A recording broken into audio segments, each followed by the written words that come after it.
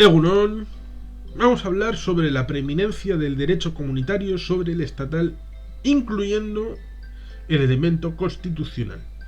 ¿Por qué? Pues porque últimamente parece que hay algunos intentos de establecer una cierta preeminencia de algunas constituciones. Estoy pensando en Orbán, hay alguna tentación, el tipo aquel que está en Polonia, incluso la República Checa, de establecer una preeminencia de algunos aspectos, aunque hay algunas cosas que me parecen absolutamente aberrantes porque son elementos en principio secundarios y que se establecen como si fueran más prioritarios de elementos constituyentes del ámbito de relación entre el ámbito federal europeo y el ámbito estatal, como es el ámbito de los refugiados, las cuotas de refugiados y todo esto, que yo creo que es un elemento secundario, puede que identitario, elementos, pero que no son nucleares con lo constituyente de la Unión Europea. A pesar de que en principio los principios son importantes y tienen que ver y tocan. Pues el asunto está en el que formalmente y jurídicamente la Unión Europea es el top en cuanto a la legislación y la jerarquía normativa. ¿Por qué es esto así? Pues porque no puede ser que una normativa inferior, como es una constitución de un Estado, limite la coordinación a nivel general que todos han establecido de común acuerdo en los tratados internacionales, posteriormente en el tema de las directivas y los reglamentos, toda vez que el ámbito del Parlamento Europeo no tiene capacidad de impulso legislativo y lo tiene a través del Consejo y en parte la Comisión Europea. ¿Pero qué es la Comisión Europea? La Comisión Europea es el gobierno de la Unión. Formalmente tiene que representar el ámbito general y no el que les nombra, que es... hay quien dice pues que es eso, que cada Estado miembro tiene que tener un comisario, cosa que habrá que eliminar porque si no, pues... porque si no, entonces cada comunidad autónoma de España no tiene un ministerio. Un ministro, por lo menos. Que haya un ministro canario en el gobierno de España, un ministro murciano, un ministro vasco, un ministro catalán, un ministro riojano, un ministro cántabro, un ministro extremeño. ¿Por qué tiene que haber un ministro europeo? Español, portugués, estonio, finlandés, irlandés, austríaco, de Malta o de Eslovaquia. Sí, tiene que ser un gobierno, tiene que ser lo mejor que ofrezca la Unión Europea en ese momento, sobre todo entendiendo que tiene que estar liderado por el Spitzenkandidat y teniendo en cuenta que democracias consolidadas, como por ejemplo los Estados Unidos, no tienen listas federales, sino que tienen al elemento Cámara de Representantes, como en la Cámara de los Comunes tienen por distritos. Eso sí, no hay que caer en el gerrymandering, y para los estados tienen 2 senadores por cada estado. Por lo tanto, las listas federales son algo contraproducente. Es más, en el Estado español tendría que haber listas autonómicas. ¿Qué se puede hacer? Por ejemplo, si se establece por nivel federal, es decir, 3 para distribuir en cada comunidad autónoma, y luego también se puede hacer a nivel poblacional, estableciendo por uno por cada comunidad autónoma y luego 1 por cada millón de habitantes, lo cual en la comunidad autónoma vasca da igual si es por nivel igualitario, 3 por cada comunidad autónoma de las 17, o por nivel poblacional, porque al tener cerca de 2.200.000 habitantes tendría igualmente 3 escaños para distribuir, lo cual sería mucho más apegado a la tierra la distribución de los parlamentarios,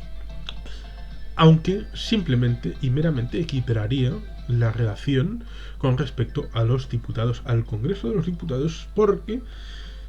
si alguien pregunta al general del público respecto a quiénes son los diputados que les representan en el Congreso de los Diputados, mucha gente no sabrá decir ni un solo nombre. Pero bueno, volvamos al asunto, recojamos el cable, porque el Consejo de Ministros de la Unión Europea son los gobiernos de cada Estado miembro y esos son los electos en cada elección interior y por lo tanto está ahí directamente de manera indirecta porque claro, las elecciones a nivel presidencial de los Estados Unidos no es una elección directa, sino indirecta a través del colegio electoral. Es algo que deberían de entender cuando se pone en duda la democracia en la Unión Europea, cosa que es absolutamente falaz e inútil de pronunciar porque es falso, completamente falso. Si un Estado miembro, a través de su constitución, tratara de limitar derechos constitucionarios, derechos sobrevenidos, elementos de principios y elementos de los 4 elementos de las libertades fundamentales, la libertad de movimiento, de mercancías, de capitales, respecto a los pilares básicos de la Unión Europea, estaría estableciendo un control desde las bases para con lo común después de haberlo negociado, sobre todo entendiendo, como digo, las bases del funcionamiento de la Unión Europea delegan en los representantes permanentes del REPER, que es el representantes permanentes que conforman el COREPER, que es el comité de representantes permanentes, fundamentalmente los embajadores a nivel de la Unión Europea, que son la base en el COREPER 1 y 2 de las discusiones y elecciones del Consejo Europeo entre de jefes de gobierno y de Estado, que son los que en última instancia parece que están liderando las corrientes de fondo a nivel comunitario. Por lo tanto, los Estados miembros no pueden establecer una negociación a nivel general y después desdecirse utilizando como coartada y parapeto una constitución particular de un Estado miembro. Y por lo tanto, este desafío probable que pueden plantear países como la República Checa, Polonia o Hungría respecto a la jerarquía normativa puede ser el mayor desafío probable al establecimiento de la Unión Europea y podría hipotéticamente llevar incluso a una guerra civil respecto a la distribución de competencias a nivel federal y a nivel estatal, un tanto como pudo ser la guerra de los Estados Unidos de 1860 y 1863, depende de cómo se cristalizara esa crisis institucional, legal y constitucional. No quiero ser alarmista a pesar de lo dicho, pero los principios son sustancialmente equiparables en tanto en cuanto hasta dónde llega uno, hasta dónde va el otro, en tanto en cuanto de momento no se ha llegado a una serie de consensos para avanzar en la construcción federal europea más allá de dar el paso hasta la actualidad. Porque da miedo el nivel político de la construcción europea, a pesar de que de largo haya sido el más longevo y profundo de todos los proyectos de integración a nivel general, teniendo en cuenta que el federalismo es esto. Esto es federalismo. ¿Por qué es federalismo? Pues porque para eso se ha necesitado mucho consenso político. Y por lo tanto, falta parte, pero parte ya está andada. Está andado parte del recorrido respecto a esto del proyecto comunitario europeo. Pero como digo, los desafíos son grandes y hay que afrontarlos. Y hay que afrontarlos ¿cómo? Con decisión, valentía y arrojo,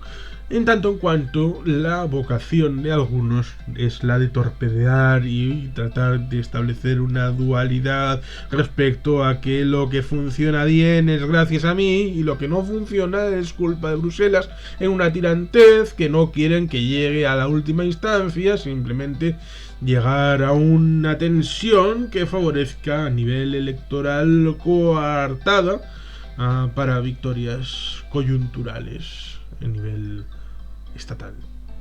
Como el otrora liberal, el señor Orbán, se ha transmutado en otras cosas para poder tener una supervivencia a nivel húngaro. Y por lo tanto, esas cosas están encima de la mesa y deben estar para la reflexión, para no usar parapetos elementos que pueden ser trascendentes a la hora de tratar de enrumbar el futuro de la Unión Europea.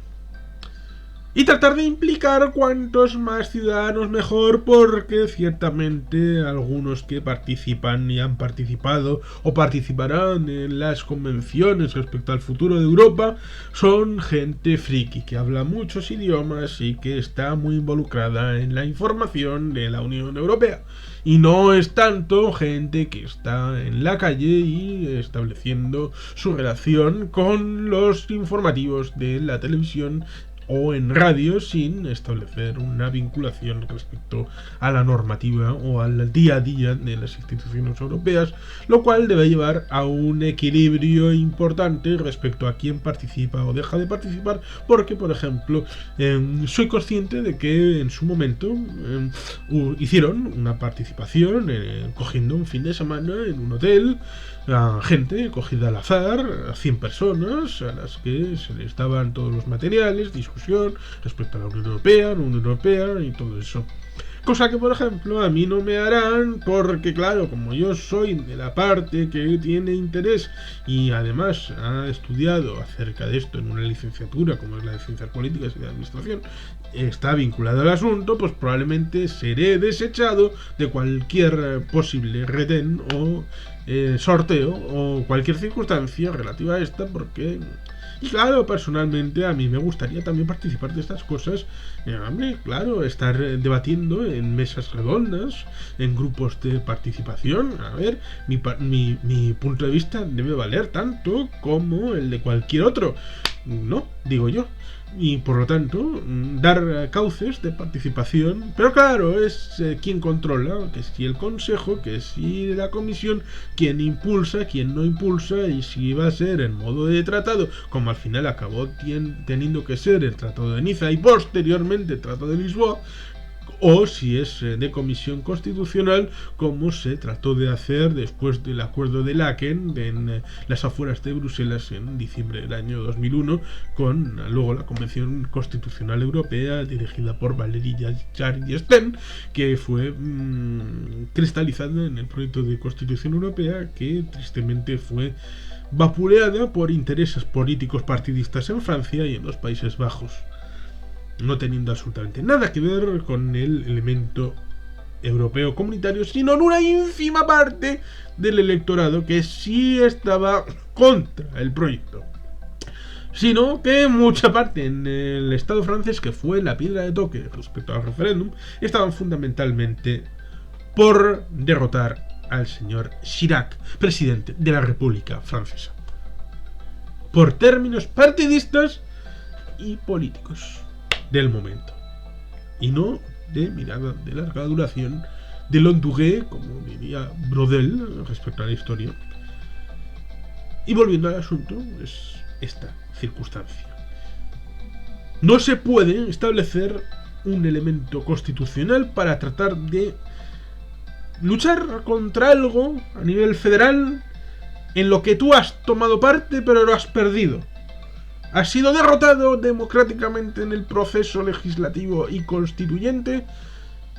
y utilizas como trinchera algo inferior para tratar de resistir como sea a aquello que no te gusta, pero que ha sido negociado por encima, ya sean los tratados, los reglamentos, las directivas y cualquier normativa a nivel europeo. Porque es injusto y falso eso de que se han cedido competencias a nivel europeo. Hay algunas que ciertamente están a nivel europeo, como por ejemplo la de comercio, y por lo tanto el tema de aranceles ha sido fundamental en la negociación del señor Michel Barnier, que espero que sea candidato a las presidenciales en 2022 por su partido, un partido antes conocido como los republicanos, es decir, el antiguo primer ministro y presidente Sarkozy. Pues Michel Barnier hizo lo que le tocaba porque la relación con la Organización Mundial del Comercio es a nivel europeo, de la Comisión Europea. Pero hay otros elementos muchísimos que no están cedidos, sino compartimentados y negociados directamente a través del Consejo Europeo y los gobiernos y los delegados, es decir, los embajadores, a través del Coreper, en comandita entre los miembros en Bruselas, los Estados miembros, y por lo tanto no es una competencia cedida, sino compartida por los Estados miembros a nivel europeo. Por lo tanto, los grandes principios han de transmutarse en palabras sencillas de la Constitución Europea,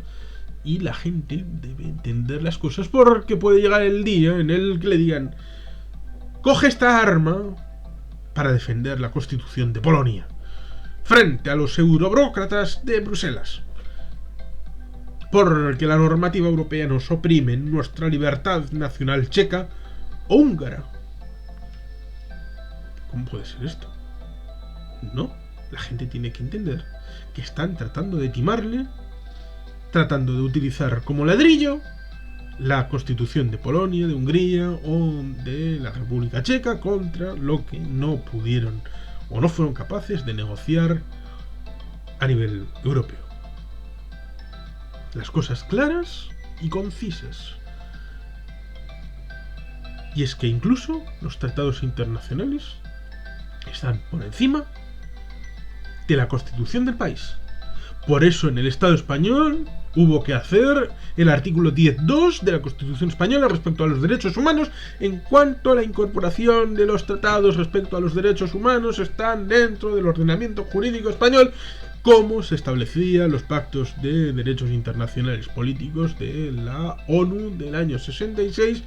incorporados a la normativa española, firmado por Su Majestad el Rey Juan Carlos de Borbón y Borbón en el año 1977 por el Boletín Oficial del Estado, y ratificado por la incorporación de ese artículo 10.2 que recomiendo leer en la Constitución española. Muy interesante, porque los tratados internacionales son superiores, y como parte de los tratados internacionales de integración de la Unión Europea, la legislación comunitaria está por encima, siempre está por encima del ámbito de la Constitución, como se pudo manifestar, por ejemplo, antes de Maastricht, en la incorporación del artículo 13.2, si no recuerdo mal, respecto a la incorporación para el sufragio activo y pasivo de los ciudadanos de otros Estados miembros de la Unión Europea. Es decir, por ejemplo, en el ámbito de las elecciones municipales, que cualquier ciudadano de la Unión Europea, de otro país, sea capaz de votar y ser elegido en las elecciones municipales, y por lo tanto, por ejemplo, municipios de la costa levantina tengan una mayoría, por ejemplo, del 40-50% de noruegos o de ingleses o de rusos, no de rusos no, porque son extracomunitarios, pero de ingleses o noruegos, que son asimilables en este término a los europeos continentales respecto a la EFTA y la zona del espacio económico europeo. Pues puedes encontrarte incluso a alcaldes comunitarios no españoles en localidades de la zona levantina, y esto está derivado de esa ratificación constitucional, derivado de la normativa del Tratado de Maastricht, que obligó a actualizar la Constitución. Esa es la relación. Y por lo tanto, cualquier negociación a nivel europeo luego impele a los negociadores a adaptar la normativa inferior jerárquicamente, como es la Constitución. Dígaselo a todos los miembros que su Constitución está por debajo de la normativa comunitaria, que es el paraguas que nos cubre a todos. Hay que tener las cosas claras y la visión de que el único futuro